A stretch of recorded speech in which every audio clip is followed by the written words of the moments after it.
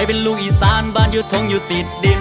ดำเป็นกรรมพันธุ์แต่ก็บ่ได้ตีอยู่ตีกินก็เป็นคนธรรมดาคอยบ่ได้มีปีกบินฟังเสียงโปงลางบทแคนไล่สุดสะแนนของเสียงพินลูกอีสานแท้คอยนี่ลูกอีสานแท้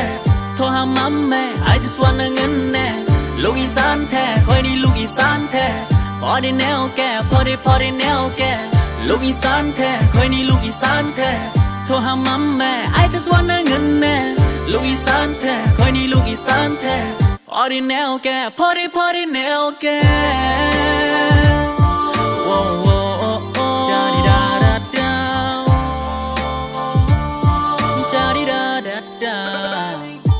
เพลงนี้ของลูกอีสานมีบุญมีงานต้องจ้างแต่หมอลำทำนองเป็นเสียงอีสานบอกว่าไปจ้างพวกเขากับมวนกันถ้าเจ้ายังบอกให้ร้องอย่ามัวแต่มองให้เข้ามาร้องกันมาฟ้อนลำเป็นน้ำกันสืบสัมพันธ์เหล่ามานำเวลายังมารวมตัวกันมาดื่มวิสกี้บอมันคิดเหล้าแต่ในเปามีเห็นเนสซี่แล้วตาสิว่าบอกว่าสามันเอาสามี